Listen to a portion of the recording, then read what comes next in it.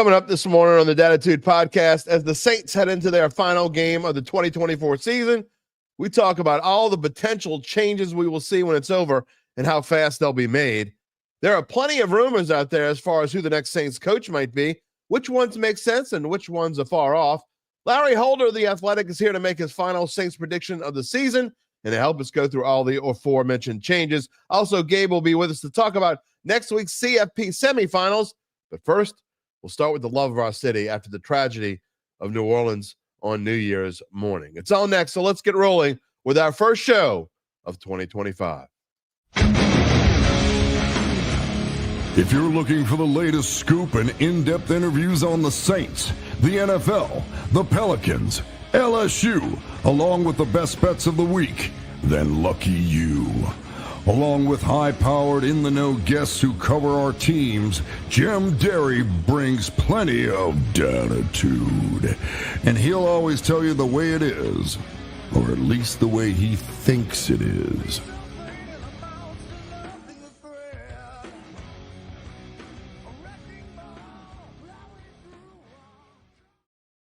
Where are you at, Dattitude family? And Happy New Year to everyone. Good morning. And we start this show on a somber note this morning with news that everyone knows about by now. But we're not gonna ignore it here. We're certainly gonna talk about it. Lots of love this morning for all the people of my great city. First show of 2025. First show since the tragedy that occurred on Bourbon Street on Wednesday morning. Not even sure where to start. Honestly, would love to hear all your thoughts as well. We're going to take a lot of your comments this morning. One of the victims was, like me, a graduate of Archbishop Shaw High School, wearing this in his honor this morning. Hubert Grotro was in the class of 2021, just 21 years old. Went through, found out a little bit about him, and found that I don't know his mother, but we have several.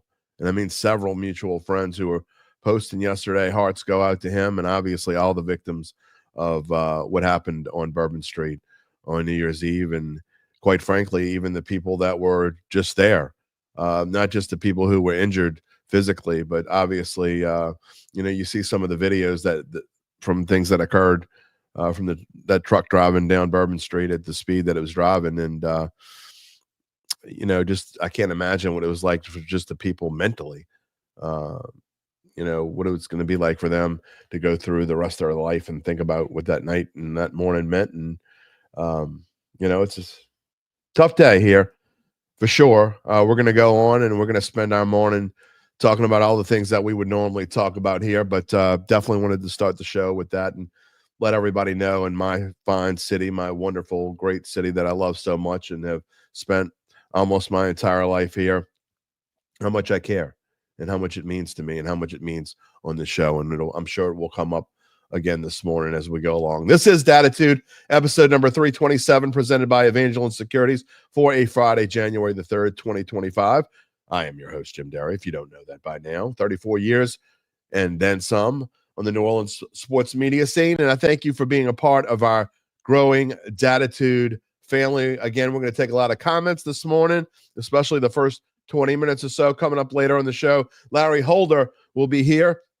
Larry Holder, NFL beat writer for The Athletic. We used to do our shows together back in the old Black and Gold Today days when we were both at the Times-Picayune.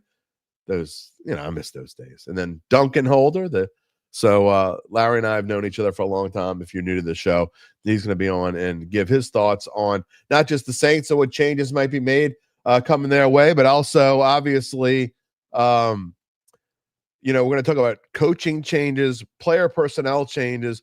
We're not really even going to talk about the game. That we are going to make our predictions for the game, and it's as the Saints travel to Tampa Bay for the season finale.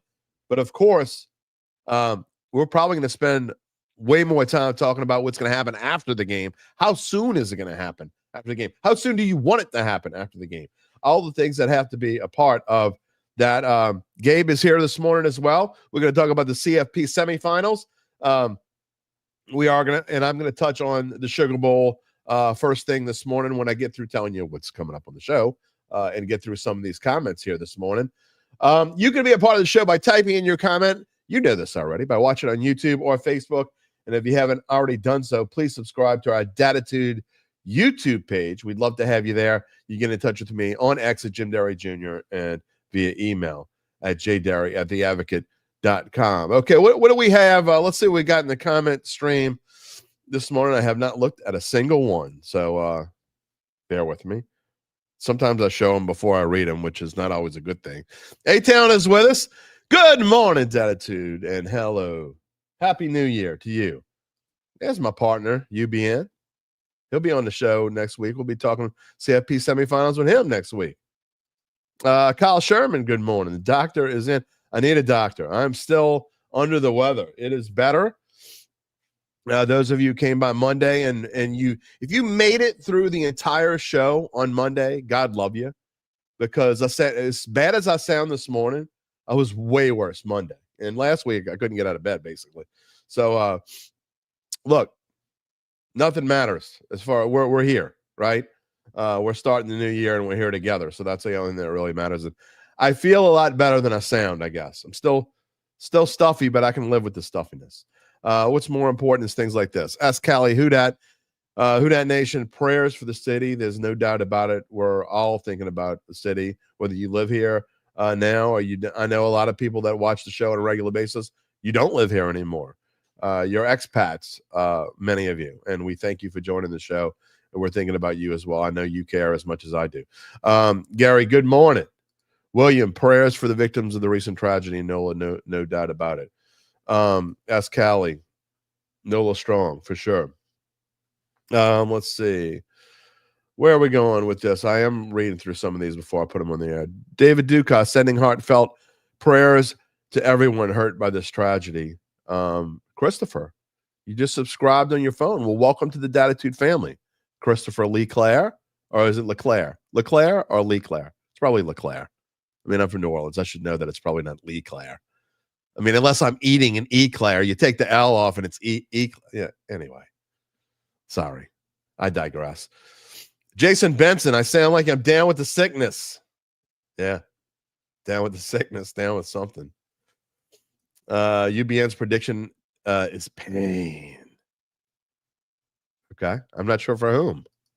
Maybe for the Saints. I don't know. Rocky, good morning. Happy New Year to the Who Dat Nation. Let's see what else we got. JC Brar is listening from Denver. All right. Well, we're going to talk about Denver this morning. JC, the Broncos can clinch a playoff spot, and I got to say, I'm going to be the first one to tell you that I was so super wrong about the Denver Broncos this year. I predicted them to win, I think, 6 games. I was so wrong on them. I mean, they should cruise through, really. I mean, they're 10.5-point favorites. Kansas City's not playing anybody. They don't need to. I'm going to get into that with Larry later on this morning. Let's see. What else we got here? I'm afraid to show some of these without reading them fully. William says he would like to see Gail Benson take charge like she did when she fired Dennis Allen. Yeah, well, I don't know. UBN says I sound like a look. I don't know if that's good or bad. I guess bad. JC, Team Sean is here. Let's see. A-Town says he feels like crap too. He just spent Christmas in Vail, Colorado. I feel terrible for you. I mean, I feel awful for you that you spent Christmas in Vail, Colorado. You know where I spent Christmas? In my bed. That's where I spent Christmas. In my bed. Don't feel sorry for me. Walt Crawford, Happy New Year. Sympathy to everyone in NOLA. All right. I do want to talk a little bit before we talk about the Saints. I want to get to kind of going on the theme a little bit more of where, kind of the moment of the city. And I thought that it was so super important. There were people out there, and I was listening to the pundits and all that. Not so much the sports people, but people wondering whether they should even play the Sugar Bowl. And come on, man. Come on. They had to play the Sugar Bowl. There was no doubt in my mind that the city was going to be safer yesterday than at any other time. Okay, we're not going to get into the whole political things of what happened or who's wrong or could have this been prevented or whatever.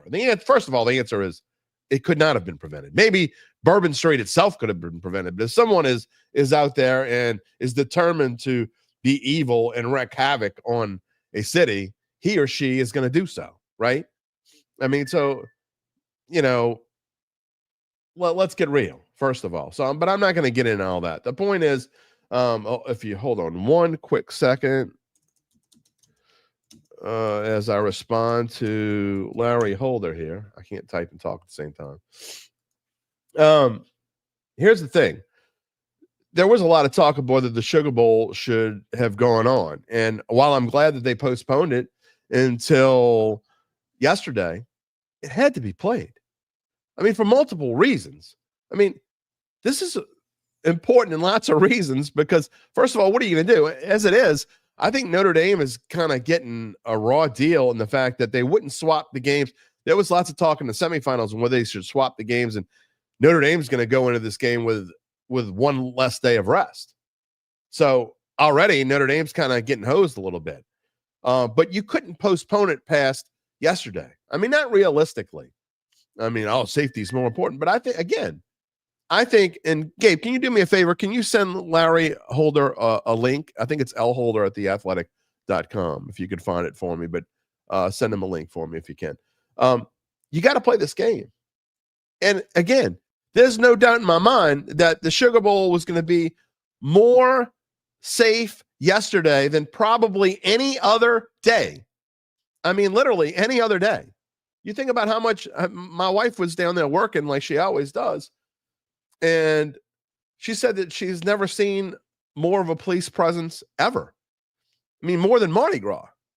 So look, it wasn't going to be any more safe than it was yesterday. So there's no doubt in my mind that it was supposed to be played. And I'm glad that it was.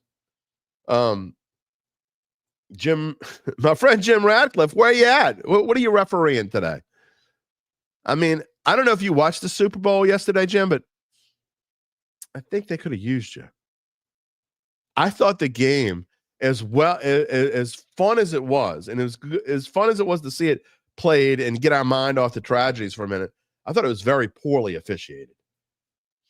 I mean, there were some big-time mistakes that they had to go to review that they never should have had to go to review for. That's a whole nother story. But my friend Jimmy Radcliffe is here, and he reminded me of that. He's in the beautiful weather of Southern California, former head of officials here in Louisiana, and now he's out in Southern California enjoying life. What can I say? One of these days, maybe I'll get out there and I'll be able to maybe get out there and be able to visit you. Kyle Sherman says, no politics. The goal of this fool is to scare us and change our outlook. Can't give in. We need to support our folks impacted, but we can never let terror rule. Amen. I mean, that to me, that's the whole story, right? I mean, the longer you let, and again, it's all about safety, and I get it. But again, the Sugar Bowl is never going to be more safe than it was yesterday. And the longer you let these kinds of people, terrorists, affect your lives and affect what's going on in your lives, the more this is going to happen, because that's what their goal is, right? Their goal is to just crush the lives of people who don't believe what they believe. Yeah, we're not going to get into the politics of it. It doesn't even matter. At least not on the show. It matters, but it doesn't matter on the show. You know? Jimmy loves Nola. I know you do. I know you do. You want me to bring? You don't want me to bring the kids. You trust me. You don't, but who knows? Maybe I really will. All right. Gabe sent the link to Larry Holder, and he is going to be with us this morning. Again, we're going to get it and talk about the Saints. You know, I'm going to get into it and talk about the Saints right now. We'll talk more about the Sugar Bowl probably later on when Gabe comes on. Again, Larry coming up in just a little bit. I clicked on the wrong button there. Before we get to Larry, before we get to the rest of the show, I want to tell you about our friends at Evangeline Securities. Of course, they are a company that can help you decide if it's the right time to sell your family-run or privately held business. And just as importantly, they can help you figure out what that business is worth. If that is you or someone you know, it's time to reach out to Evangeline's founding and managing partners, Nick Braden and Ron Hemel. They will start by scheduling a complimentary valuation from their offices, either on Poydras Street, right across from the Superdome, or in Lafayette. From there, you will be well informed to begin to make the decision on if you decide to proceed. What happens after that? Well, we'll fill you in more later in the show. In the meantime, you can check them out at www.evangelinesecurities.com. Okay, what changes do you think would be made? Obviously, number one is the coaching. And Saint for Life, yes, Larry Holder is in the house today. Well, he's not in the house yet, but he will be. We will ask Larry. Yes, Rocky has gotten on the coaching hire. Adam says Georgia was overrated. LSU needs a defense.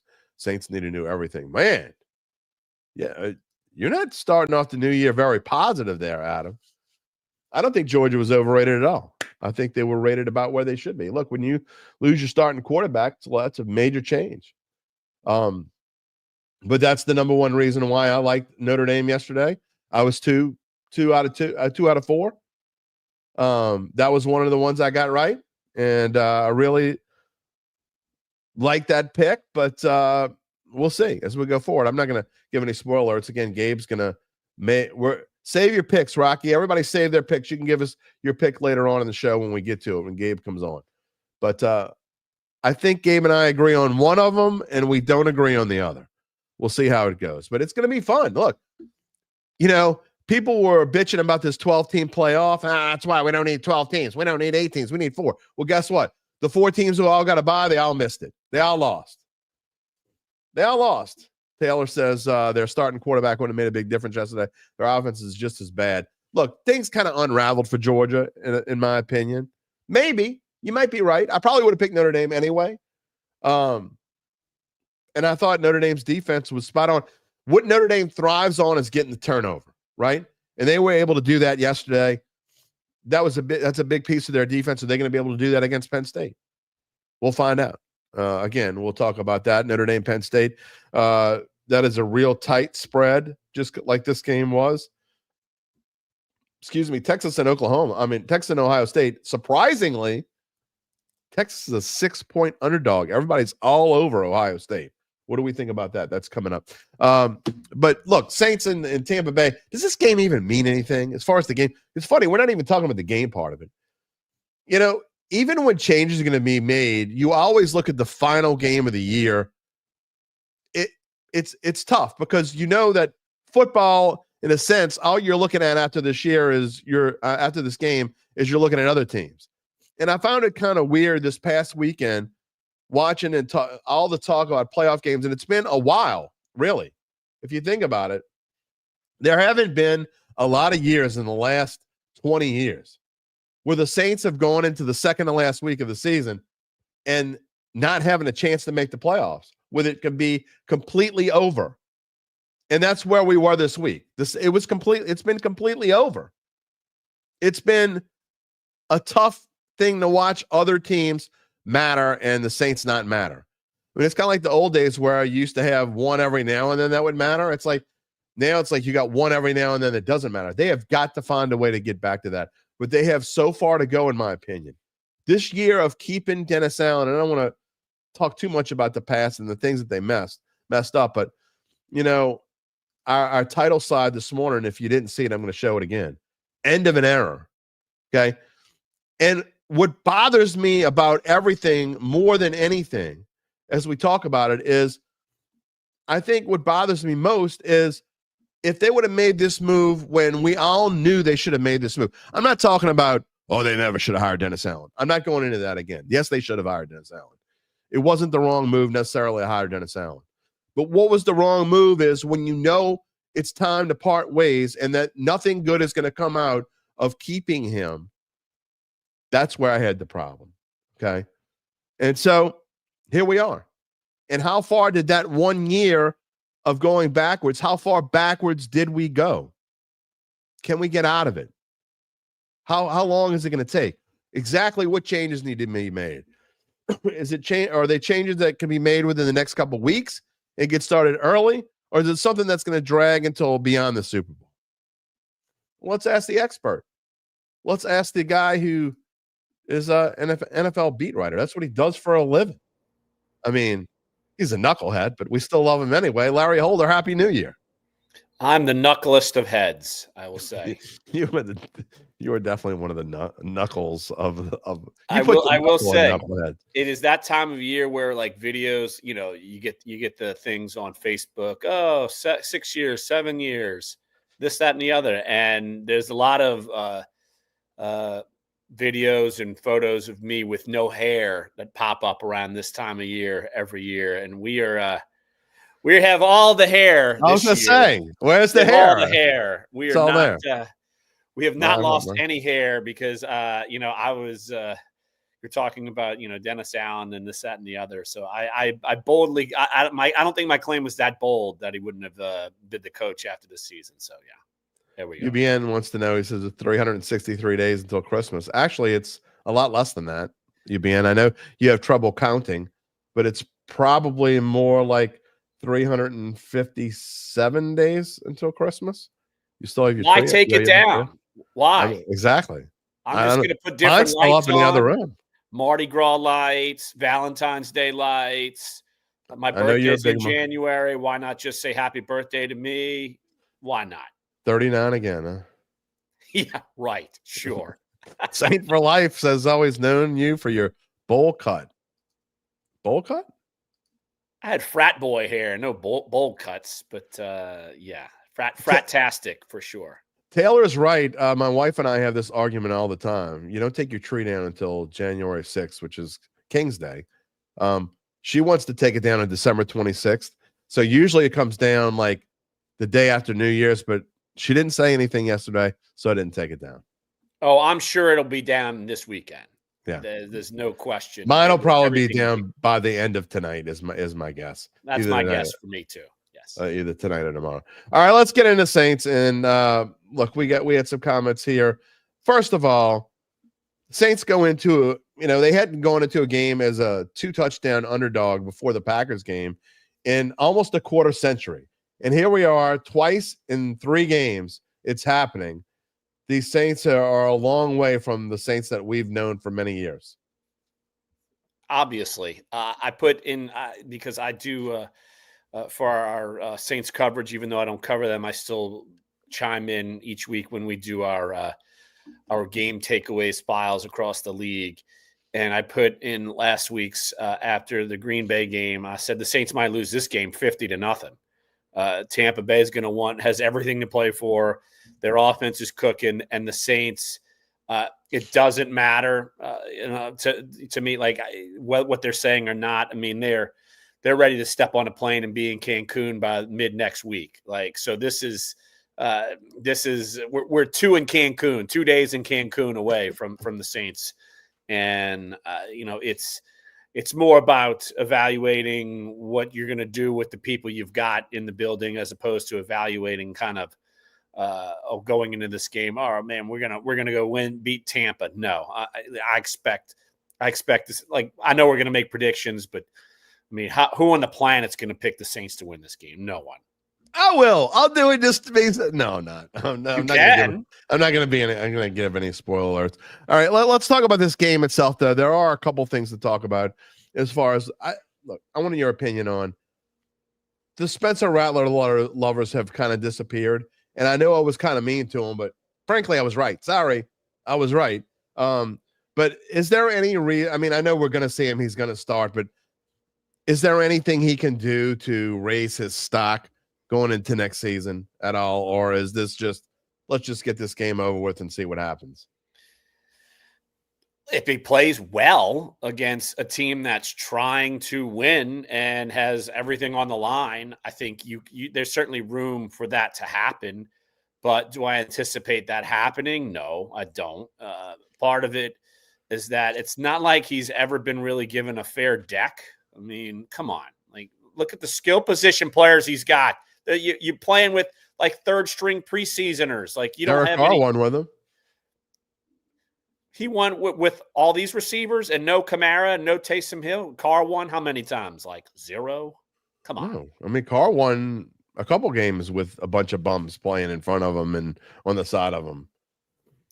I'm not saying that Rattler's Carr. So there you go. Like, wow, and you don't like Carr, so that is saying something. I don't dislike Carr. I just don't oversell Carr. Like, I don't oversell him. Rattler is Wow. obviously inferior in skill and like know-all. You got a car and go-kart.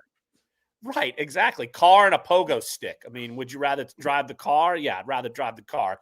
It's faster than getting around town on a pogo stick. So yes, but still, look. Do I think that if Spencer Rattler can play well? Sure, but what is our stock?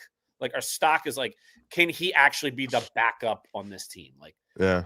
no one who has like any kind of realistic outlook on football should say, "Oh my gosh, he's the future starter with the Saints." That leads into my next question. Okay, nobody thinks it. Nobody realistically. There's still some numbskulls out there that think Rattler can be. Well, nobody should realistically. Right. That's my point. I mean, so there are still people out there who think that Spencer Rattler is going to one day not only be the starter for this team, but is going to be the next Patrick Mahomes. There are people out there that believe that still. But my question going on for that, I mean, no one realistically believes that he could be anything but a backup, and I don't even think he could be that. That's just my opinion. But moving on from him, when do you think whoever the new coach is going to be, are they going to tie themselves? I mean, Derek Carr can't be here much longer than another year or two. I mean, I've taken up for Derek Carr as much as anyone. However, he's not the future for this team. How long do you think he sticks around here? Do they just eat salary next year and get rid of him and just start over next year? Or there's nothing really great in the draft quarterback wise. I don't know what's going to be in free agency that's better than Derek Carr. Certainly probably not your future. I don't know. I mean, what do you see as the near future at quarterback for this team? Sorry to bring up the former head coach of this team, but he basically went to a Broncos team and said, all right, I got to sit with Russell Wilson for a year and then I can make a move. So that could easily be what happens here. Look, I do think that the Saints are in a better spot having someone like Carr as your quarterback as opposed to Russell Wilson. I think Carr cares. Like, I think skill set wise, I trust Carr a little bit more than I would have Russell Wilson. Like I was never, it's funny. Me and Bobby Hebert had debates forever about Russell Wilson over the years. And then and he's come back to earth with Pittsburgh. He kind of is who he is. Right. And so I think that the coach coming in, you can't be tied to Carr for multiple years. So I think the maximum would probably be one more year with him because there's no real better right away option that exists in the market. You're not going to go pay for Sam Darnold unless you're going to magically trade. If he even goes anywhere, they may be right. He might stay. And what if they trade JJ McCarthy? Yeah, I mean, that might be something you explore because probably, and I think our draft experts, even at The Athletic, would agree that he could have been the number one quarterback in this year's class over Shedeur Sanders, over Cam Ward. He would at least be in that conversation.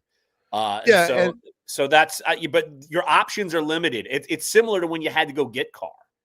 Your options are limited. And look, I'm no McCarthy fan, but I think McCarthy is better than any quarterback that's available in this year's draft. I agree. Is my opinion. What Williams says, the Vikings are expected to listen to offers from McCarthy. Is believe Sam Darnold will be their quarterback going forward. Should the Saints pursue, what would they have to give up, do you think? You're giving up probably multiple ones. Like that's my guess. Not worth it. That's just, it's as if you would be trading up in the draft to go get him. So you're trading for someone that hasn't even played. Right. You're trading up at least for a one. Like you're giving up multiple assets because he's still a first round guy and you don't know what you have. And he would project, the Vikings would say, look, he would project to be the best quarterback in the draft. So they're looking for the moon. Like they don't have to get rid of him. That's true. So you have to wow them to get rid of him. What do you think about Justin Fields? Taylor Miller asked. I think you saw improvement from him with Pittsburgh, but still, I think he'd probably be cheap. He would probably be cheap. I would not discount the move. Yeah, I wouldn't mind the move. I just think, man, if you were looking for interesting your franchise quarterback that will legitimately put you in a playoff race in the picture, I think that he still has the scars of Chicago. Like, I think he Yeah. got dealt a bad hand in and of itself when he got drafted there. And look with Caleb Williams. Like, Caleb Williams is probably better off in a better situation, and he's had a tough run of it. Like, I think he can be good. I think Justin Fields can be good. I think Chicago is just a dumpster, and you have those scars. It's tough. But if it's cheap, and it would be, I have zero problem with them bringing in. So do I. I think that would be an interesting move. Actually, I'm not the biggest Justin Fields fan in the world, but I mean, honestly, when you're talking about where you are quarterback-wise, he would certainly be worth a flyer for where this team could be over. Look, it's going to be rebuilding time. So, I mean, if you're looking like at a reclamation project, Sam absolutely. Darnold, Geno Smith, like something like that, Justin Fields, I feel like in a Why good not? situation can be that, and that's at least makes you competitive and maybe gives you time to have a bridge quarterback. Yeah, Like, I think that would be a really interesting move. I think Absolutely. that's viable. I think that's Yeah. a good suggestion. Yeah, and I never really thought about that. Great comment, Taylor. Walt Crawford says, this has to be the worst season ever. From the way it started now, what a letdown. Walt, you must be under the age of 33 or 34. Not the worst ever. It is definitely not the worst season ever. If you think this is the worst season ever, I'll show you some highlights of 1980, my friend. We're old I enough lived it. to have seen worster seasons ever. 1980, 1999, 2005. We can go through. There are quite a few dumpster fires out there. So, anyway, we'll see. All right, Brian wants to know. We're not going to go through top 10 coaches. That would take a while, but there's one coach in particular that I want to bring up first. Okay, we were texting a little bit last night about potential coaches, and I never mentioned this guy to you, but there's one guy that is actually, I thought it was a joke at first. It's not a joke. I know it's been talked about a lot, and now people actually in the know whom I respect in the NFL circles are bringing up the name John Gruden. I think it would be an absolute ridiculous travesty if this team even potentially thought about hiring John Gruden to be their coach. The last thing, I don't care how good of a coach John Gruden is or isn't, the last thing this team needs is a circus. And there's nothing that John Gruden would, he'd bring the elephants, the peanuts, the trapeze, he'd bring it all. It'd be nothing but a circus here in New Orleans. And this team cannot afford circus. It would show that they would be extremely tone deaf if they hired him. Now, could they talk to him? Probably. It wouldn't shock me. I mean, they have a good relationship. They let him in the building. They let him consult with things over the last few years. But I think it would be extremely tone deaf to have someone like that become the coach. You know what it would be, Larry? You want to talk about retreads? And whoa! Isn't he the mentor for Sean Payton? He's out. Cut. Exactly. Totally out. Double. Look, you can't have him, right? There's the Rooney rule, and then there's the loony rule. And you got to be loony to even think about hiring John Gruden. I'm just saying, like, I also agree with this. UBN says Gruden is not leaving his couch at Barstool to come to the Saints. He just got paid a lot of money to go to Barstool. So, He'd leave that couch if the Saints gave him the job. That's what I think too. I think to be a head coach again, he would give up all of the money that in his bank account. It's the same thing as Belichick. Like, Belichick went to college because he wanted to coach. Yeah, and still wants to coach in the NFL. Like, Gruden will take a head coaching job where he can get it. Like, he's not getting any. Yeah. Well, all right. Here's an interesting name, and this is the name that you and I were kind of talking about. William says, given the fact that the Jets are interviewing Mike Vrabel today, you think the Saints will start the process of interviewing coaching candidates soon? And especially if you're even thinking about Mike Vrabel, you got to get in those sweepstakes ASAP. Well, it's only recently that anyone has been able to interview him in the first place because he was still working for the Browns. Right. So they let him out of whatever consulting deal he's got. So now I can talk to him. No question they're going to talk to him. Like I have 0.0% thought that they won't, like that they wouldn't. Like 100% they will. But he's still going to be part of the process. And before I was going to come on, and because you and I were texting back and forth about how long do you think it will take the Saints to hire a coach? Right. And I'll just go back to how long did it take for the Saints to actually be able to hire Clint Kubiak? And that's just an assistant. So if you have head coach and potential candidates that are tied to other teams, it will take a long time. But this is not going to happen. Can't you interview other coaches like in like off weeks? Like, in other words, let's say, all right, Detroit gets a bye week. Can Aaron Glenn go interview during his bye week? Yeah, there are holes in the schedule where you can do that. And so that will happen. And that, there's no doubt about that. But you're not hiring anybody in this, that, and the other through that. And so you have, there's a longer period. I mean, that you got to wait. And we've seen that the last few years because the NFL has kind of staggered that process to basically not have assistants kind of interfere with what they're doing right now, be poached in the middle of a playoff run, even though a lot of that stuff happens regardless. That's agent talk with teams and such. But still, they've done some restrictions to limit how far you can go with that. And so there's no doubt that's going to happen. And so that's why you can interview Vrabel, you could interview Ron Rivera, you could interview Gruden, you could interview Belichick. But here's the thing that worries me, though. If you're interested in Mike Vrabel and you looked at last year, like Washington wanted to hire, I'm having a brain cramp. The coach. Well, no, but when Ben Johnson decided that he was going to stay with Detroit, they wanted to hire the guy that went to Seattle. What's his name? McDonald. They wanted to hire him, but they didn't act fast enough, and they end up getting stuck with Dan Quinn. And I don't care what anybody says, Dan Quinn's an awful coach. They're where they are because of Jane Daniels. Say whatever you want. Dan Quinn sucks. Their defense got better, and last I checked, Dan Quinn's a defense guy. Yeah, Jane Daniels is why they're going to the playoffs. Okay, but that's a whole different story. Regardless, the fact is, whether you agree with that or not, it really doesn't make a difference. The point is that because Washington waited too long, they lost out on getting the coach because Seattle jumped the gun and said, this is who we want, and they went and got him. So I don't know how you do it. I know the Rooney Rule makes things tough, and I know that the Saints are obviously going to be truly interested in Aaron Glenn. There's no question about that, because just because we say they shouldn't have ties to the past doesn't mean they don't think they should have ties to the past. Not we. No, you think they should have ties to the past? I'm like Aaron Glenn's agent. Are you kidding me? I've been saying it for 2 months on your show, 3 months, 4 months, beginning of the season.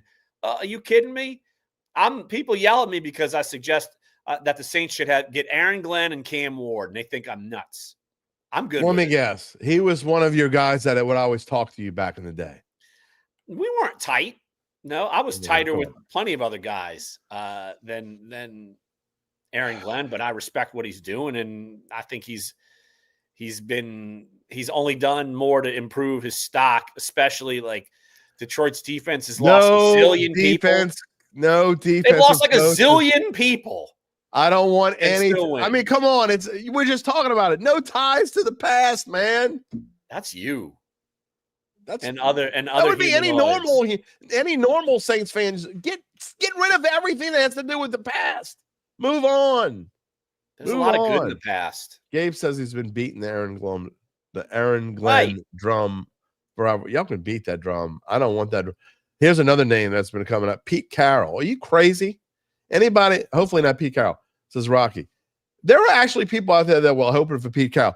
Look, besides the fact that he's 88 years old, and I exaggerate only slightly, I mean, this is the dude that is, in my opinion, one of the most overrated coaches, and I know we'll disagree on this. He's one of the most overrated coaches in NFL history, okay? The only reason why he won is because he had the Legion of Boom, okay? This is a guy who made the absolute worst call in NFL history. It lost him a Super Bowl. It's almost like he did it on purpose. Is he that dumb? But he's just not that great of a coach, and he's 88 years old. I exaggerate slightly. Who's a great coach? Like, I never hear you say who's a great coach. You always say Mike Vrabel's a very good coach. Dan Campbell's a bum. Aaron Glenn's a loser. Mike Tomlin's phenomenal, but they're never going to get him to leave Pittsburgh. You've named like 1.5. So you take Vrabel over like what? All these other. You take Vrabel over Dan Campbell? Oh, in a heartbeat. Oh, I wouldn't even think twice about it. Are you kidding me? I'd take Marcus Freeman over Dan Campbell in a heartbeat. Marcus Freeman's an interesting candidate. Do you think anyone will? I know he's young. He's super young. You think anyone's going to look at him NFL-wise? I agree. Yes. I was thinking about Chicago's looking at him. They should. I mean, this dude, what he's done at Notre Dame is incredible. And I just love the way he handles himself. And I think for him, it's a different style of a program than all your other ones in the power conferences. And so I think people respect that a little bit more than say like Kirby Smart or something like that. Like, you know, I think and they see he's young and he's stepped in for someone who was kind of an established guy, and look where he's gotten him, and people follow him. And obviously, he plays like a pro style offense. Like Riley Leonard is like a pro style quarterback. Yep. So I think there's viable interest for Freeman in the NFL head coaching market. Yep, I agree, and I think he should get a chance. What about for the Saints? Hire him. I got to be honest. I wouldn't mind it. I will tell you Brian this. Kelly can be buddies. They can go out to dinner. Marcus Freeman falls under my requirements. He's not a retread. He's under the age of 50. He's young, a go-getter. I don't know. I think that would be. How old is Aaron Glenn? Aaron Glenn he's under 50, but he's not a retread. He has connections to the Saints. I don't want anyone who Cliff Kingsbury can't be involved either because he played for the Saints one time in life. Did he really? Yes. I don't remember that. He got drafted under Haslett. Look it up, my friend. Oh, Lord. I don't want him anyway because he's Haslett a retread. I think it was he's Haslett. a retread and a bum. That's all. See, can't have him. Speaking of no. I've seen this name a couple times in the comments. Nick Saban. 0.0 never. Not only is there's no chance for that, I would lose my mind. Glenn is, by the way, according to William, Aaron Glenn is 52. Saban would laugh at the Saints if they called. Good. I don't want anyone that's 94 years old. No. I guess he can't coach anymore either. No, not in the pros. He couldn't coach in the pros before. I'm just saying. He decided he didn't want Drew Brees. I mean, Saban's the reason why the Saints won a Super Bowl. Entertain the Saints. No. Look, Nick Saban already won the Saints a Super Bowl. He decided not to take Drew Brees. There you go. Oh, another tie out. All right. Randall, Cliff Kingsbury would be a great hire. Randall, in your history of being a member of the Dattitude family, you haven't said, I think you've been wrong about 98.6% of the time. So thanks for saying that, because Cliff Kingsbury would not be a great hire. I don't want anything to do with Cliff Kingsbury. He wasn't good in Arizona. I don't even think he's that great of an offensive coordinator. Again, Washington's winning because of Jane Daniels. It has nothing to do with any of the coaches there. Just said that. Okay. Well, then you're bringing all this up. Who would you like? Who do you said Marcus Freeman? My number one choice right now, but there might be people that are available that I don't know about. Okay. So this is being said with that caveat. My opinion on where the Saints need to go right now is someone like a Mike Vrabel. I don't know if he's going to be available to the Saints because I don't know that he's going to want to come here. I mean, he may have better options because if the Bears or the Jets offer him a job, he'd be crazy not to go to them before he'd come to New Orleans, in my opinion. And I think that he can make the changes that are needed to be made here.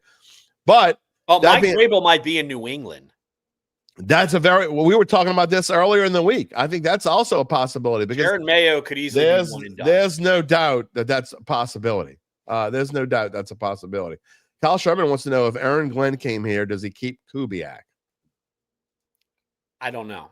I got to be honest. I don't think any coach that comes in here is going to keep anyone here. That's my opinion. He might keep Rizzi. Maybe Rizzi. I could see Rizzi staying if he wanted to stay. I don't know if he'd want to stay or not. So I don't know. Sean says I destroy all coaches. That's not true. There's a lot of guys out there that I'd like.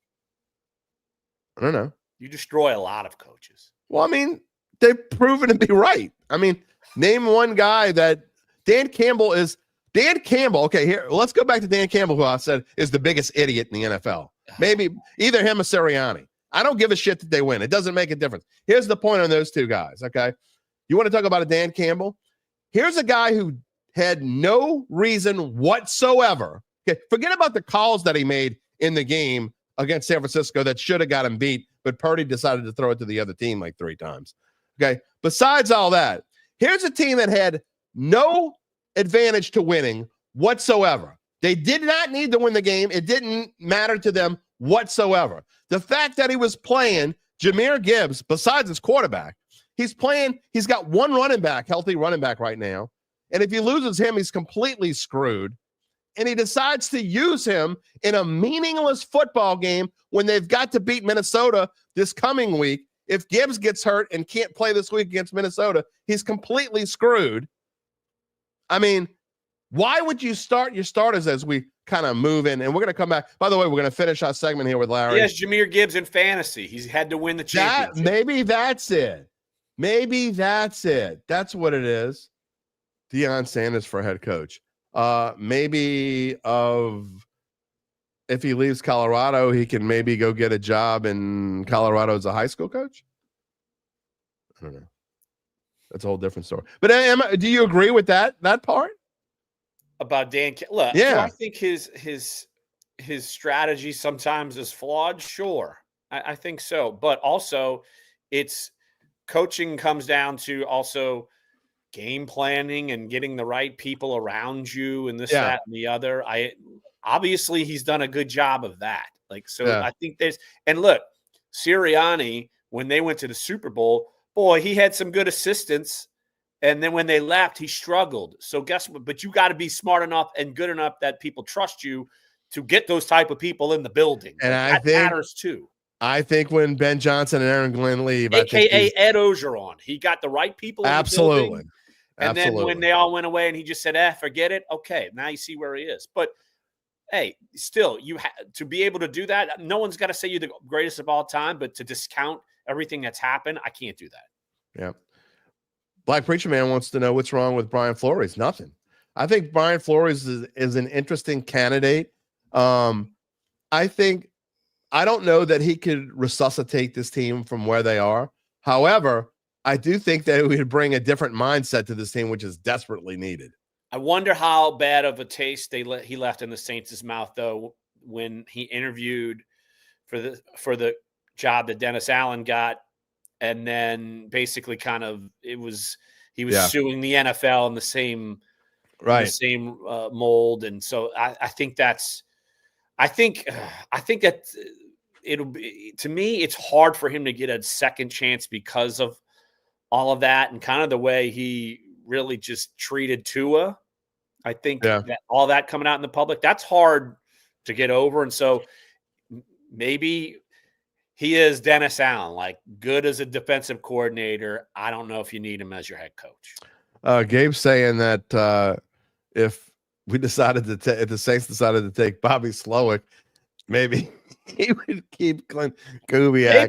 He wants to get rid of Bobby Slowick so bad as the Texans fans want to get rid of Bobby Slowick. I don't see that happening. Michelle says if they get rid of Rizzi, Denver will pick him up. 1,000,000%. Yes. Are you kidding me? Sean Payton would be running down here to do it. No doubt. Right. A lot of teams would, actually. William says, what about Todd Monken? His age, 58.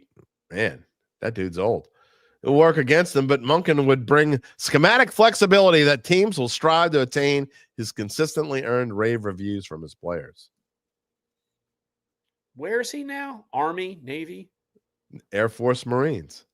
He's one of them. I forget. I don't even know. He job hops so much. I seriously I'm looking him up right now. He is the offensive coordinator for the Baltimore Ravens. Well, that too. See, I can't even keep track. Geez. But no, it's I will say that, and I should have known that. Now that we say that, I feel dumb because Lamar Jackson has gotten much better under him. Well, there's no doubt about that. And honestly, real quick because I do want to touch on these games before we come back and make our Saints and Bucks meaningless prediction. But I find it interesting that I think both of the MVPs that Lamar Jackson won were bogus. We can get into that, a whole different story. However, I think he actually deserves the MVP this year, either him or Saquon Barkley. And, why is Josh Allen a foregone conclusion? I think Lamar Jackson's been better than Josh Allen. That's a whole different story. This is true. Why is this like it is? Lamar won last year in a diluted field. This year, the field he outlasted everyone. Yeah, he did last year. This year, the field is much better. He's playing better, and so it's something that I think people are like, we're tired of voting him. Josh Allen, he deserves one. So that's it. Me, I think it's Saquon I Barkley. hate the whole. That's why it's such a meaningless award, in my opinion. He deserves one. I agree. That's why he's going to get it. Well, he's It's played because well. It's not like he hasn't played. Yeah, he's played well, but he hasn't been the best player in the league. He's not the MVP. But there are people, I can tell you, sports writers think that's their thinking. Well, we gave it to Lamar last year, and Josh Allen has played well, so let's just give it to Josh Allen. No, I'll just count Lamar's. Here's the crap. thing. Lamar got better because Derrick Henry was there. Like, I definitely think that that's a factor. Like, Lamar did it without weapons. Josh Allen's doing it without weapons. To me, that is the differing factor in that. I would vote Saquon Barkley. Like, the Eagles, I would vote Saquon Barkley too.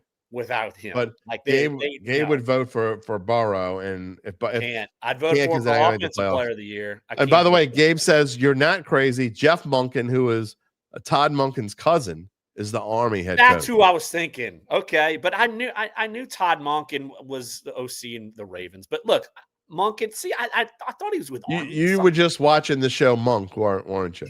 And that's what happened. Sure. All right. Before we go, again, we're going to finish with the Saints here with Larry in just a minute.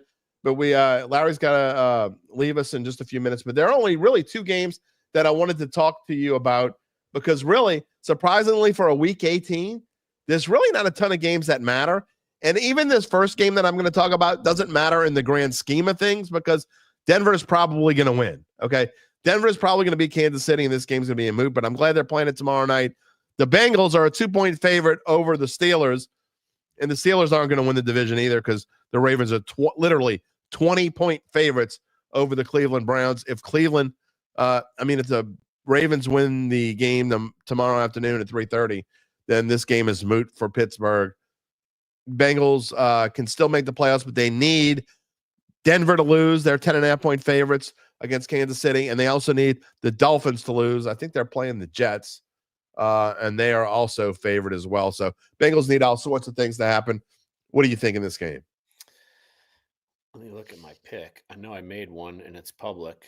I picked the Bengals. I'm not trusting Russell Wilson, and the Steelers' defense has fallen off the map. It's amazing. Yes. For the last 3 or 4 weeks, it has been bad.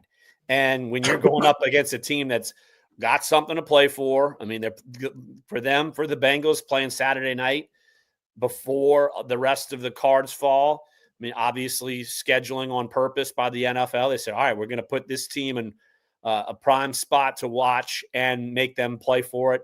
So I think the Bengals are going to win this game and put the heat on both the Broncos and the Dolphins. And you're talking about the Dolphins. Look, I mean, Tua's not going to play. So right. you're putting your playoff hopes on Tyler Huntley. And what if Carson Wentz pulls out a miracle? I mean, I would not put it past them to Bo Nix to say, oh my gosh, this moment got too big and I choke and Carson Wentz pulls a rabbit out of his hat. So not only that, you got a chance out of the realm for the Bengals. You got a chance. I mean, Kansas is going to try to win. I mean, if they win, they'll have Carson a 16-win season. Going to try to win the game. There's 16-win season, a possibility for that. There's something to be said for that. Black Preacher Man wants to know, has Mahomes ever won an MVP for a season? It's won 2 of them. And well-deserved both times that he's won the game. All right. I agree with you. I got Cincinnati as well. Look, Pittsburgh's kind of limping into the playoffs the way they're playing. They got to figure out a way to get some more defensive pressure, and that's what they were winning with before, and they're not doing that right now. And Russell Wilson's kind of turning back into the Russell Wilson that we thought would see. And I think the Bengals aren't going to quit. I think you're going to see their best effort. I like the Bengals in this game as well, even though it's in Pittsburgh. I think the Bengals win by a touchdown and put the pressure on the Broncos and the Dolphins. Dolphins not as much pressure because they're playing at the same time as the Broncos tomorrow afternoon. We'll see what happens there. All right. The only game that really, really matters this weekend is being played in Detroit. And it's the Vikings and it's the Lions. And it's hard to believe one of these teams is going to finish 14-3 and have to be the 5 seed and go to either Tampa Bay or the LA Rams, which is insane that it could happen. But it's going to happen because whoever loses this game is going to be 14-3 and is going to be going on the road in the first week of the playoffs. Who do you like? I begrudgingly like Detroit, but I think, man, if there's a team out there that can beat Detroit, it's Minnesota. Yeah. I think that defensively they could disrupt some things, but I think when it comes down to it, I trust Jared Goff more than Sam Darnold. Yeah. So that's where I'm lying. You know me, quarterbacks. Yeah, I know you love Jared Goff. Blah, blah, blah, blah, blah, I blah, don't blah, love whatever. him. I like him I better am than going Darnold. to give I you like credit, Goff. though. I'm going to give you credit. And you don't even know that I'm going to say this, and you might not even remember this. That I had But Detroit going 15-2. you had Detroit going 15-2, and I kind of laughed at you because I didn't think anyone was going to go 15-2.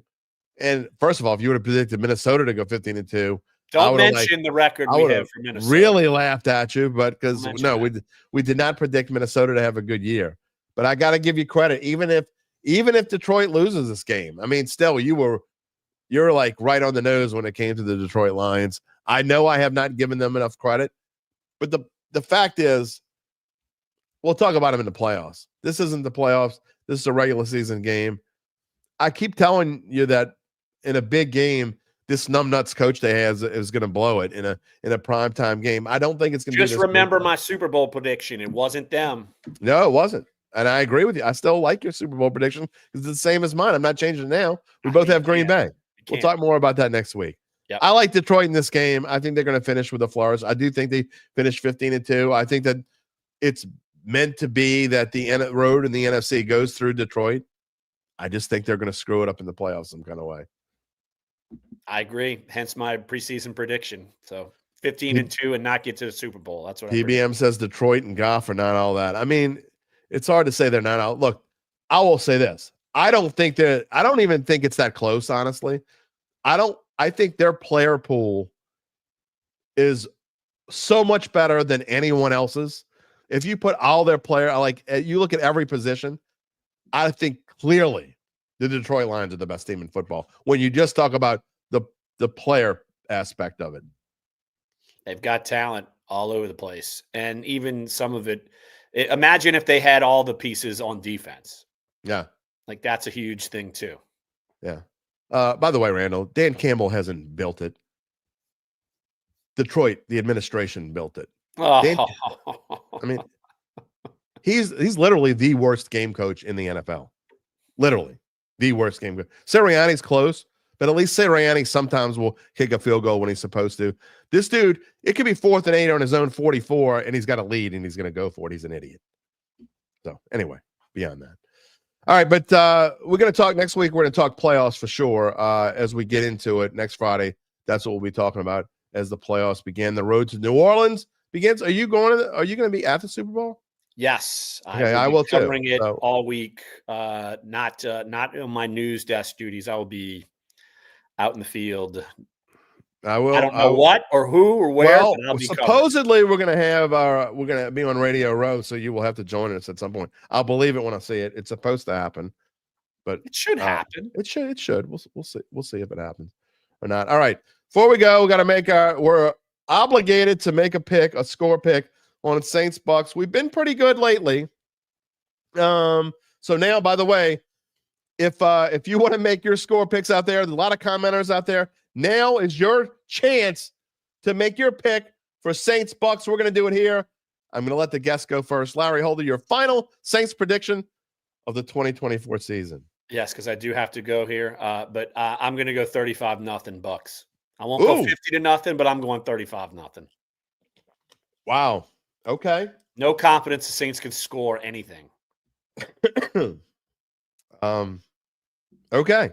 Wow. You left me speechless. 35-0. I have no faith. 0. They're ready for Cancun. Here's the thing. I also think that they're ready. However, I have this weird feeling they're going to play hard and play tough. And I just can't I have a problem giving 14 points. I'm not saying I'm going to run to the window and bet on the Saints, but I do think that they're going to cover in some form or fashion, maybe a lower scoring game. I also think that I know you can shake your head. What are you, No Gabe way. Henderson? What happened last week? Same thing. It's good, or 2 weeks, whatever. It's going to be worse. Michelle says, "Ouch, Larry." It is what it is. What do you want me to say? I'm gonna say, man. Again, I'm not really betting this, and we don't really. I mean, it doesn't matter that much in the grand scheme of things. I'm gonna say, Bucks 20, Saints 10. They might score 20 points in the first quarter, I dude. think the defense. Cam Jordan's gonna play inspired. I think he's gonna get the Baker Tristan Mayfield. Wirfs is gonna like pancake him. He's been great the last few weeks. Do you know who Tristan Wirfs is? He's better than Cam Jordan. Come on, man. You're not giving him any chance. Zero. William says Bucks 40. Here's another reason why I like the Saints to cover. Everybody and their grandma is going to be betting on the Buccaneers this week. Saints might be at Mons Venus and not even go to the game. Bucks 41-6. Bucks 31 to 20. Oh, 21-7. That's a push. Bucks 49-10. UBN says I'm out of my mind. Randall's laughing. The only Black Preacher Man, he's always he would never pick against the Saints. Homer to the bitter end, Saints 17, Tampa 13. Everybody's gonna be betting on Tampa, and rightly so. Yeah. I'm not saying the Saints are gonna win. I'm just saying I think they'll cover. All right. Godspeed to that. Apathy's right about this before we let you go. The most Saints thing ever would be Rattler throws for 420 yards and 4 touchdowns, but throws 5 picks, lose by 20, and everyone is hoping this It'd be like a Jameis game and Raymond James all over again. Gabe Henderson says that Kevin O'Connell is his coach of the year. Going backwards. All right. We will see you next week as we talk about we will talk about the Saints and see where we're at as far as where we are at the time, but we'll also be talking about playoffs. No doubt. It'll be interesting next week for sure. Gets real for us for the next month, and we're going to be very busy. Talk to you next week. Have a Happy New Year. You too. You too. Larry Holder here with us. I'm not showing all these comments. Some of y'all are numbnuts. I mean, y'all can talk bad about me if you want. I don't care. I'll show most of them. But if you keep talking bad about me, I'm probably not going to keep showing them. Sean says 41-10. That's another. I mean, look, when everybody's picking the same thing, I can't do it. I'm just not going to do it. If for any other reason, y'all are all Aunt Mabel's, okay? I don't mean this in a bad way. And if you're new to the show, you know what I mean by Aunt Mabel's. Aunt Mabel is my euphemism for the public and the betting public and why Las Vegas wins. Las Vegas wins money for a reason because y'all just you don't even do any research. There's just no way to blah, blah, blah, blah, blah, blah, blah. I mean, there's a reason why Vegas wins money. Mabel has been getting rich this year. I wouldn't say that. Aunt Mabel has had a better year than in years past, but I wouldn't say she's been getting rich. So anyway, we're about to move on. We're going to talk about CFP, and then I'm going to end the show with Saints in a minute. But first, we told you earlier we will let you know more about how Evangeline Securities can help you figure out what your family-run or privately held business might be worth and whether it's time to sell.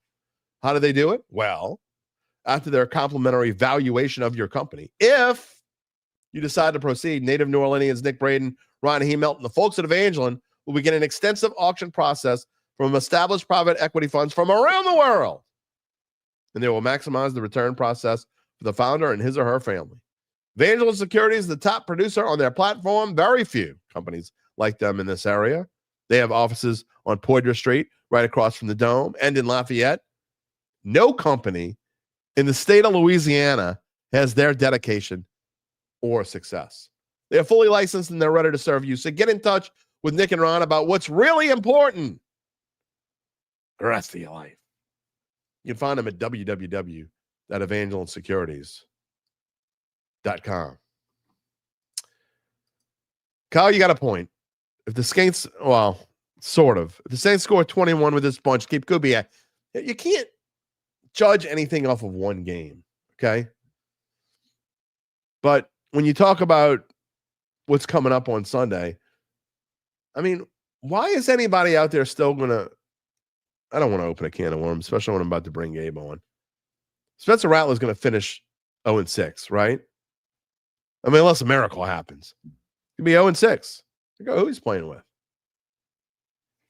Think about how many changes this team needs to make. Again, we're going to talk about this more. Monday is probably not going to be a Derry's dime based on the game unless something weird happens.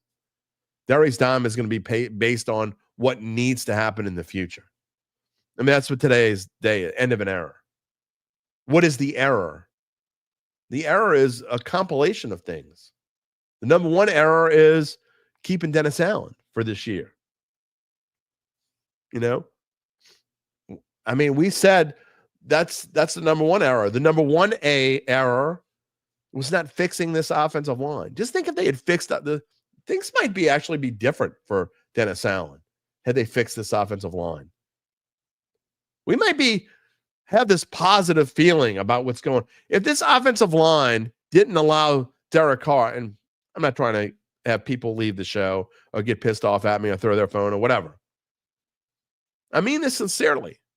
Had this offensive line not crumbled and allowed Derek Carr to get just blasted, and you didn't have to see Spencer Rattler go 0-6, think about where this team might be right now. Had Olave not gotten another 2 concussions and Shaheed not been gone for the year.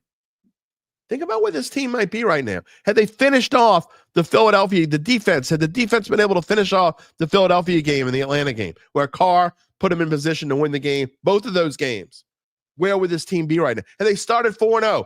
And it's not a pipe dream. We're talking about realistic things that should have happened.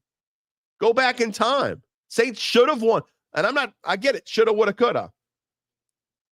I'm just saying, where would this team be right now? Had they started 4-0? Would it have been a different season? I mean, I guess the good for some people is that Dennis Allen's gone, and now you can make all these changes and you move forward. I'm just saying, lots of changes need to be made. Clean house. Anybody who's saying, I know there are some comments, and it's not just for one person. Keeping Kubiak. I think you need to clean house. Everybody needs to go. They all need to go. Everybody. Kubiak was like, you remember when Sean Payton, and a lot of coaches do this now, but Sean Payton scripts the first 15 plays of a game. It's like Kubiak scripted the first 2 games of the season. And then he kind of didn't know what to do after that. And he had a couple of good games here and there. But the Panthers game and the Giants game, to me, those games eliminate Kubiak. You can't do it. You got to clean house. I'm not blaming it all on Kubiak. I'm not blaming it all on anyone. It's a compilation. There are so many people involved in this mess. You have to clean house, okay? There are some core people, the core personnel. We all know who they are. The core personnel that this team needs to keep, player personnel. There's about 15 or 20 of them that you need to keep at least semi-long term, or really probably 10. And then there's another 10 that you need to keep for the near term. The rest of them, start over, man. Start over. Start over. Eric Kurtz wants to know, do they do a total rebuild? I hope so. That's what I'm talking about. Hopefully get another GM. Look, and again, with the GM part of it, I mean, we've talked about this. We're going to talk about this a lot next week. I think we'll know I really believe we'll know this at least by the end of the next week, maybe sooner. What's Mickey Loomis going to say in his postseason press conference? Okay. Is he going to decide that he doesn't want to be a part of this rebuild and say, I'm going to step into an advisory role and let another GM do it? Or is he not going to say anything? Because if he doesn't say anything somebody's going to ask him, he's going to have to say something. But he may come out and say, I'm going to stay on as GM. You're not getting a GM. And I mean, Demetrius says you're not getting a new GM, so give that pipe dream a rest. I think it's 50-50, Demetrius. I really do. I think there's about a 1% chance that he gets fired. And I think there's a 49% chance he decides to stay on his own. And I think there's a 50% chance he says, I'm going into an advisory role. He's inching up on 70. He's almost 70. There's a 70-year. I mean, look, I know we talk about, I know y'all, a lot of y'all, most of y'all, many of y'all, how many of y'all, whatever, can't stand Mickey Loomis. I get it. But he's going to be the one that makes the decision. I know a lot of y'all think that he's got this ego and whatever. You can hate on him all you want, whatever. If he decides to stay, he's staying. If he decides to leave or decides to move into a different role, that's what will happen. Maybe there'll be some behind the scenes nudging. That's also a possibility that we won't know. We won't know that happened. Behind the scenes nudging, you know what I mean? Ms. Gale? It's a possibility. It's a possibility. Preacher Man says facts. Talking about, and that's when I was talking about they need a clean house. So that's where I am with this team right now. Again, something we'll be talking about again near future. They're going to have to clean house. Does Mickey, here's the biggest problem I have with Mickey Loomis. I don't necessarily know if I want him to go. I guess if it were up to me, I would say it's time to move on. I have a problem with someone that has been with an organization as long as he had, and he has absolutely been a huge, I don't care what any of y'all think on this. I really don't. I mean, you could say whatever you want. I'm probably not going to even show at this point because we're about to move on. But if you don't think Mickey Loomis had a huge part in the Saints' past success, you're just hating, period. You're just hating. It's as simple as that. So a small part of me thinks that Mickey Loomis has earned the right to kind of, if you want to stay on, stay on. But there's another part of me that I don't think he has it in him to make all the changes that need to be made. I really do. I don't necessarily think he has it in him to make all, because there's no doubt that major change. I'm not just talking about moving on from Rizzy. I'm talking about like going through and gutting this staff. Like, tell them all goodbye. Tell 30 players on this roster right now, goodbye. We're moving on. Just don't know if he's going to do it. Just don't know if he's going to do it.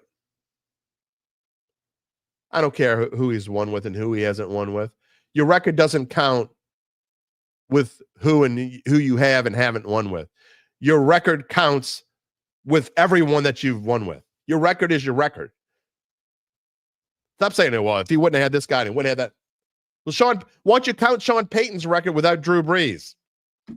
Piss off. Anyway, we're gonna move on. That really pisses me off. I hate we're like, what if this guy? But we don't want to take away from the guy we like. We're not gonna say. We never say, what about Sean Payton without Drew Brees? He sucked last year. Russell Wilson, yeah, he's winning this year with Bo Nix. He didn't make the playoffs without Drew Brees when he left. You're right. Truth hurts. Is Sean Payton crappy too? Anyway, I'm going to finish with the Saints, but it's going to be a very short wrap-up when we're done. I want to talk about the semifinals. Time to bring in our friend Gabe Henderson here and get some thoughts. And now's the time if you want to make predictions on the semis, because we're going to have this isn't going to be as long as I would have liked it to be, because I took too long yapping.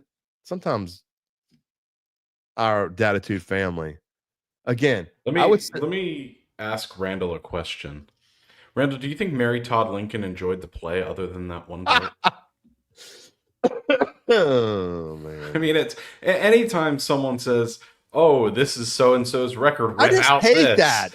It's the worst argument. It's the same as Spencer Rattler doesn't have so and so and so and so. He's still going to be no. It's not the same as that. It's not the same because in this instance you are discounting all of the good things. You know, it's like your record is what your record says it is. Let's look at Bill Belichick's record without Tom Brady. Okay, let's look at it with Tom Brady. He won what, 7 Super Bowls?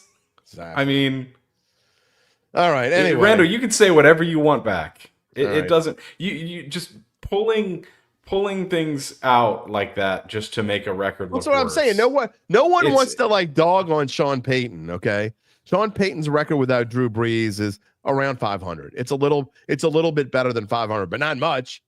So get out. I'm not making a statement on Mickey Loomis one way or another. I'm just saying you cannot take a successful era and say, "Oh, well, without that era." Yeah, I mean, which goes people have me defending Mickey Loomis, which I really don't even want to defend Mickey Loomis because I don't know that the Saints can make the move. I don't know that the Saints can make moves that they need to make with Mickey Loomis here because I don't know that they'll make them. It's like just to polish off this what's example. Don Shula's record without Marino? It's very good, actually. It's if you look at the MLB, the Houston Astros are probably the worst franchise in baseball over the last 2 decades. If you take out the 7 years that they made the ALCS and World Series. Yeah. All right. Anyway, let's move on. What was your big takeaway from this past weekend and the 4? And before we talk about the semis real quick, college football. What was the biggest thing that you took away from this past weekend? Well, I heard a lot of people saying that, we need to change the scheduling around because all 4 top seeds were rusty, and they weren't. Also, again, we're going to make excuses for losers. Well, no, not only that. People look at these games and they say, "Oh, well, the top 4 seeds lost. Something needs to change. Right. They don't have an advantage." But no, if you look at the betting lines, the top 4 seeds going 0-4 was no surprise at all. 2 were double-digit underdogs. Yeah. By the way, okay, I'm going to call him out too. Look, here's another piss off. Okay, I'm going to tell everyone, if you want to judge anything off of one game, piss off. Okay, we don't do that on this show. Okay, and if you want to do that, I'm going to call you out and tell you. Even some of my best friends, I will tell you the same thing. We don't take anything away from one game that so and so is better than so and so. I'm never ever going to do that. Okay. Scattaboo is better than Genty. I'd rather have Genty. Is that why Genty had almost 1,000 more yards this season? Anyway, he's had a great season. So is Genty. He's had a great season. Scattaboo, I said it weeks ago. He should have gotten an invite to New York, but he played a worse rush defense. He's more versatile as a player. He's got a better offensive line. I'm sure. I mean, come on. Genty, I said it before the game. Genty was always up against. He was facing an uphill battle against Penn State. Let's talk about Ohio State for a minute because we're going to get into that game in just a minute. Ohio State and Texas. And look, I was the one who said in the beginning of all this that I thought Ohio State was being underrated going into this playoff. I thought that they were going to play like a pissed off team and that they were going to blow people away and that they were being underrated and they weren't being talked about enough. But now it's just gotten ridiculous. Now people have gone to the other end of the spectrum and now they can't be beat. They're like plus 120 to win the national championship, which I think is absurd. I mean, so how do you go from, this is a perfect example of people overreacting to like 1 or 2 performances. It's an interesting case because can't there be a middle ground somewhere? There should be a middle ground because Ohio State is earning 2019 LSU comparisons, which is just absurd. Yeah, that's incredibly sick. It's crazy. But first of all, they lost the game. So if you they lost 2 games. Oh, that's right. So, but I'm just thinking of the Michigan one. They lost to a bad. Which let's take a second to talk about Michigan, not to divert again, but where are all the Alabama fans at today? Yeah, we're all or the South Carolina fans. Everyone who thought those 2 teams should get in after they got. Alabama. I'm on your side in the whole argument. I've been on your side in the whole argument, but again, I can't put too much stock. I hate when people say after a game that doesn't prove jack crap. Okay. Well, no, Alabama. We had a whole season. We had a whole body of work. I'm not disagreeing with you, but what I'm saying is, I don't want to hear from the people though that say this game is proof. No, their heart wasn't in it. Again, yeah, they sucked. They deserve to lose. Michigan was better than them that particular day, but I don't know. I'm just not into this proves something that doesn't prove. No, I anything. agree. But if you're gonna sit here and say that Alabama deserved to be, and I know you're not saying it, I'm using you as a generalization. I'm on your side. If you're sitting here and you're gonna say that Alabama deserves to be in a playoff team, Yeah. you better be sure that they don't go out and lose to a 6-6 Michigan team, which they did. That is kind of they were at full embarrassing. strength too. Let's not discount that. Well, I mean, now Jalen Alabama Milroe and Ohio only State have did lost play. to Michigan, so it's all right. By the way, I don't know what Milroe thinks he's doing, but No, where do you think he goes in the draft? Can't be high. no, it won't be high at all. I mean, I don't get that at all. What's he doing? Maybe he sees this as a bad quarterback class. Or maybe he Kalen sees that DeBoer- next year's class is much better, and he doesn't, and he nails a chance to go. I don't Kalen think. DeBoer says, "Hey, we've got a replacement. Thank Maybe. you for your service, but you won't be needed here any longer." Yeah, I don't know. crazy. Any combination of factors. But back to Ohio State. They have the most talented roster in the country. They have all season. We just haven't seen them play like it. They've missed this fire. And UBN said it perfectly the other day. It's so hard to come out and play as well as they did against Tennessee twice in a row, and they did that. Yeah. Which is even more of a reason that I like Texas against the spread in this game, because I don't think you can continue to play at that level, especially now when you're running into the highest caliber defense that you've played so far. Comment of the day, UBN. He had the dumbest comment of the day and then the best comment of the day. Saints will draft Milroe in the 6th round, and fans will crown him the next Drew, a la Rattler. This is true. This is true from Randall. Milroe sees Anthony Richardson getting drafted. Milroe's nothing like Anthony Richardson. Anthony Richardson's a much better runner than Jalen Milroe. No, I think so. no, Jalen Milroe is an incredible runner. I think Anthony Richardson's maybe the best runner in the NFL. He just can't throw.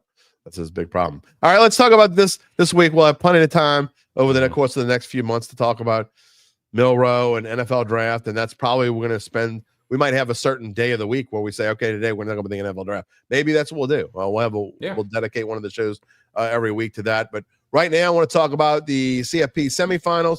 I don't really want you to make a prediction yet. I just want to talk about the intrigue. We're going to have a prediction show next week, either Wednesday or Thursday. I'm not sure.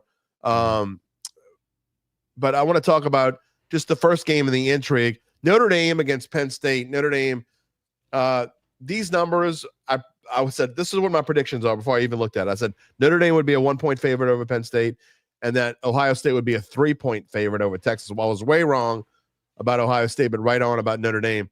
The one thing that worries me about Notre Dame is, again, all the weird things that happened with them this week with New Orleans and the Sugar Bowl and having to wait.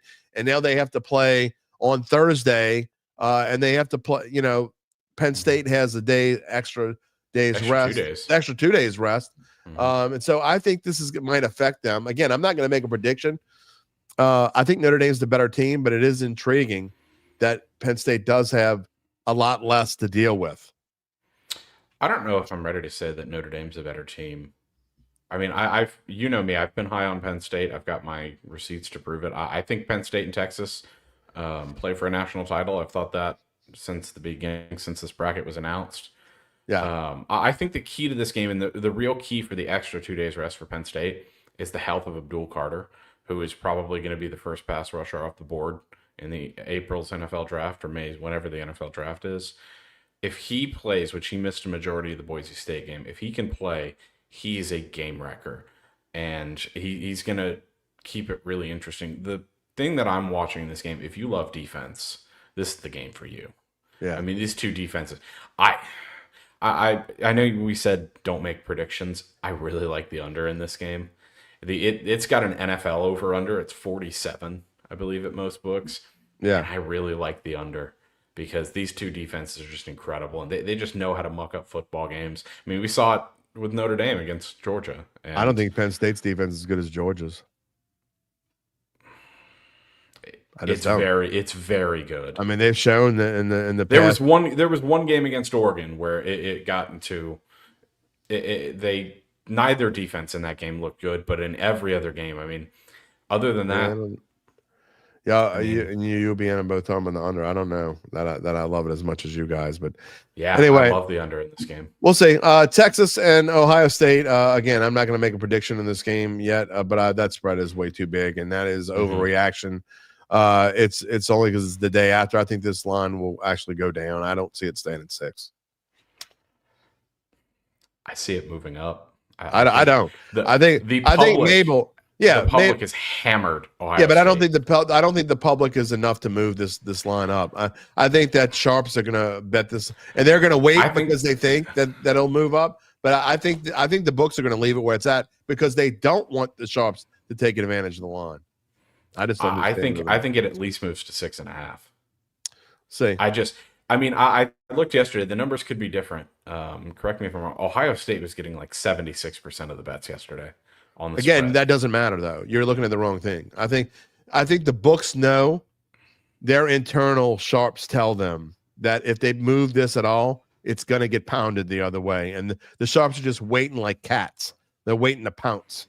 And I think they're waiting to pounce. If I'm the sharps, I would have already bet it at +6. No, I think they think they're going to get it a little bit better like you. They're waiting to see. Maybe. Put it this way.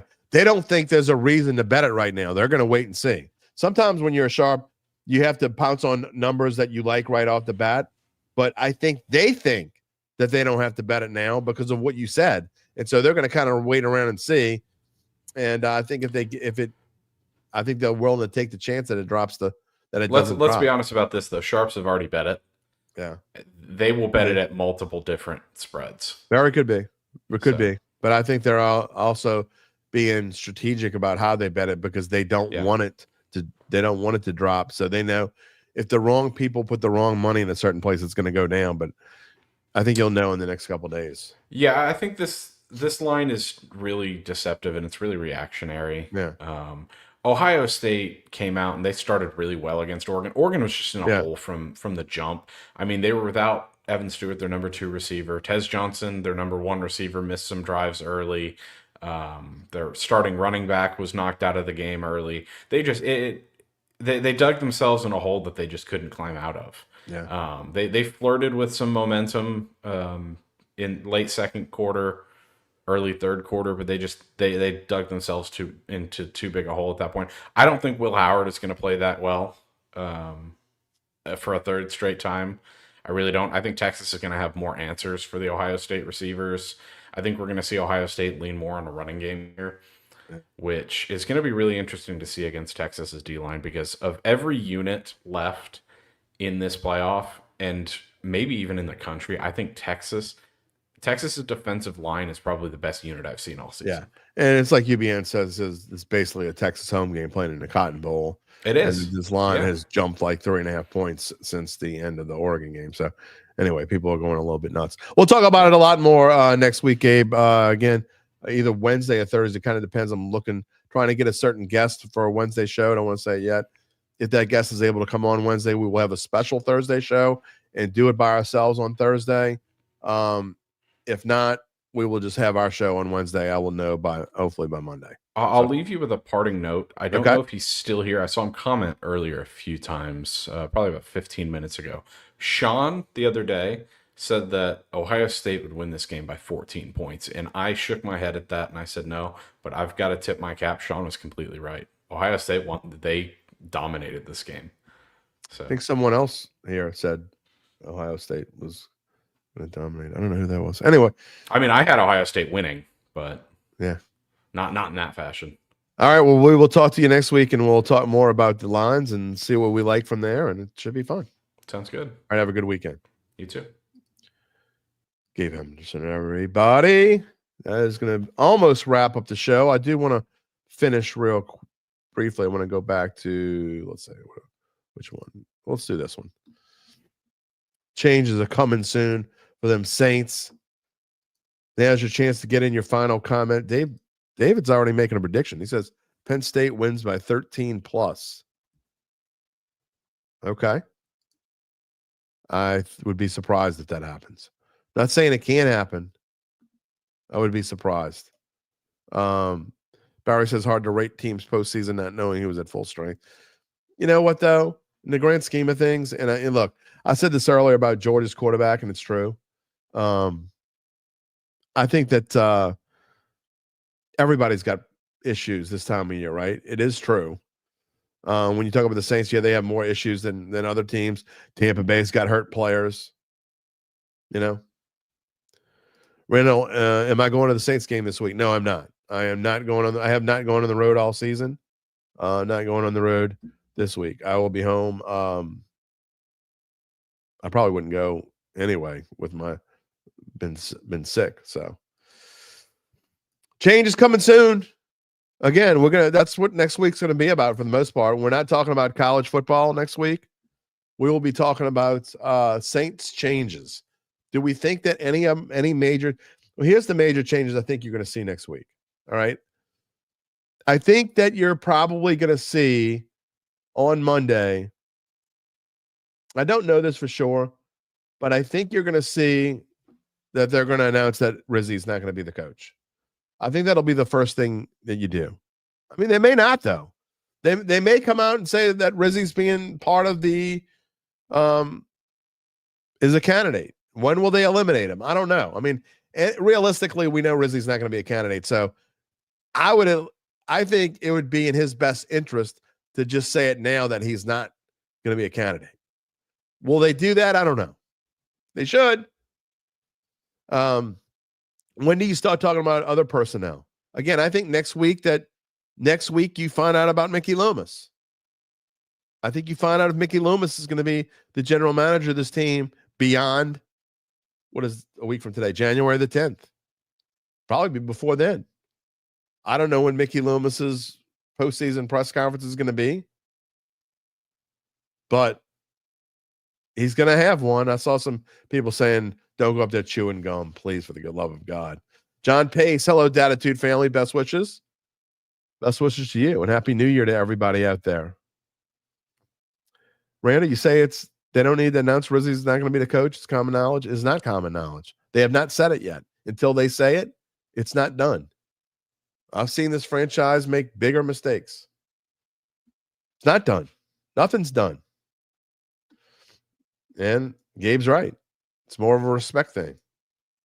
I think that, again, I think you need to do that Monday. I think you need to, if they haven't told them already, and they probably haven't, I think they need to tell them Monday morning, look, not going to happen.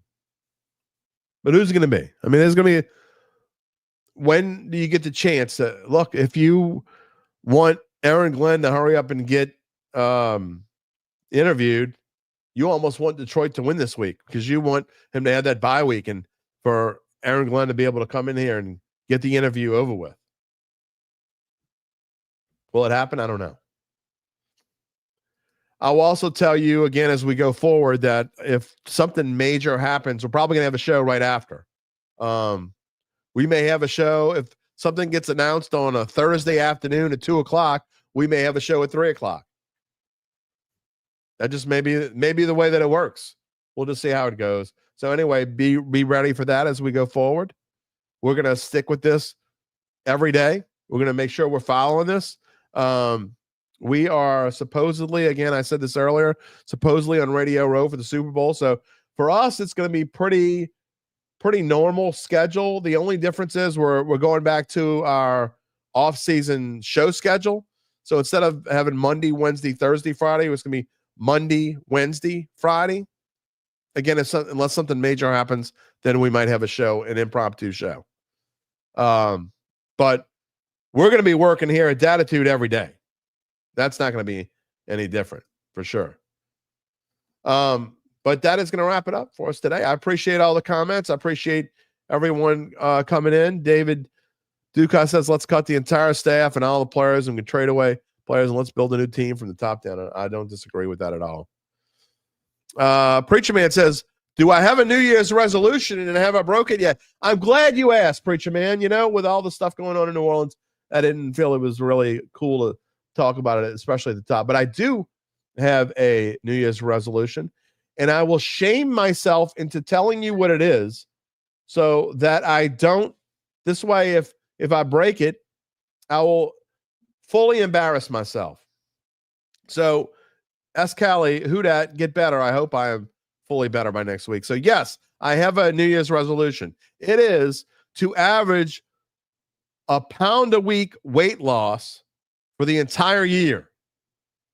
So even with my limited shot math skills, I can tell you that is 52 pounds for the year. I don't necessarily have to lose a pound a week, but I have to average a pound a week for 52 weeks. That means I need to lose a minimum of 52 pounds. I am so done with being Giant Jim. I really am. I'm done with this. I'll shame myself even more. So I purposefully didn't. I knew I was going to do this for New Year's. So after Thanksgiving, I didn't get on the scale again until New Year's morning. Not going to tell you the number. I'm not going to go that far to shame myself, but I will tell you this. It's the highest weight that I've been in since my 13-year-old daughter was born, not too long. So probably in 12 years. 12 years. This is the most I've weighed in about 12 years. I just can't do it anymore. So anyway, the last 2 days, have I broken it? No, I have lost 4 pounds in 2 days. That's how good I've been on it. Now that doesn't really mean anything in the grand scheme of things, but I went and bought a bunch of fruit yesterday. By next year, all this fat around the neck, skinnier face. You go back and look at some shows from 2 years ago. My face is so much fatter than it was 2 years ago. It's embarrassing. It is. It's embarrassing. So anyway, hopefully I won't embarrass myself anymore with at least with the way that I look and my health. My health has got to get. When you're 56 years old, you just can't be like this anymore, right? But I should have said this a long time ago. But I'll say this to anybody else. I mean, when you get to a certain age, you start thinking about. I lost my dad last year. 2024 was a weird year. Lots of things happened. Some good and lots bad. And man. You lose your dad, and I lost other people that were kind of close to me, and it's a rough year. When you get to this age, I'm only killing myself if I don't do it, right? And I want to be around to walk my girls up the aisle. And I want to be with you for, I don't know, 15 more years? Who knows? We're just starting this Dattitude family. It's got to get bigger. You know how you make it bigger? If you haven't already done so, subscribe to our Dattitude YouTube page. You can go do that right now. You could be a part of this family. You can help me feel better about myself. That's what I need. You could click the little bell to receive notifications whenever we go on the air live, which is pretty much for the near future, Monday, Wednesday, and Friday, 11 a.m. Central Time. That is going to wrap it up for us on this Friday. I want to thank today's guests, Larry, Holder, Gabe Henderson, and you. We had a lot from you today. We're going to have a lot more from you on Monday when we have Mono E Monday and our final Derry's Dime of the year, or at least the final scheduled Derry's Dime of the year. Who knows? When the Saints get a new coach, I may pop in with a Derry's Dime. If Mickey Loomis resigns, I may have a Derry's Dime. We'll see. The final scheduled Derry's Dime of this season, not this year. This year just started. The first show of 2025. To find us on YouTube. Give us a little like if you're still on there. Also, you can find us wherever you get your podcasts, including Apple, Spotify, and many more. And always find a replay of the show on NOLA.com/sports. You can find our work on bet.nola.com. And our friends' work, the Saints Insiders, at NOLA.com/Saints. Ray Barra says, please resign, Loomis. Edwin says, go for it. He lost 45 pounds this year. You don't have to weigh it in a truck scale anymore. Man, no kidding. It's close, man. Edwin, maybe you can help me. Tell me what you did. We'll see what y'all are doing. Apathy, he's being completely positive, brother. Mike Evans, 15 catches, 315 yards. That was Flipper Anderson. We hope that one never gets beat. I hope everyone has an absolutely wonderful, perfect weekend. Again, our thoughts and prayers go out to all the families affected by the tragedies on Bourbon Street on New Year's Day, New Year's morning. It'll be in our minds for a long time around here. And I've been thinking about pretty much nothing else since then. So hopefully those families can receive a little peace. and we hope you all come back. We will see you on Monday. Until then, take it easy, my friends. If you're looking for the latest scoop and in-depth interviews on the Saints, the NFL, the Pelicans, LSU, along with the best bets of the week, then lucky you. Along with high-powered, in-the-know guests who cover our teams, Jim Derry brings plenty of Dattitude. And he'll always tell you the way it is, or at least the way he thinks it is.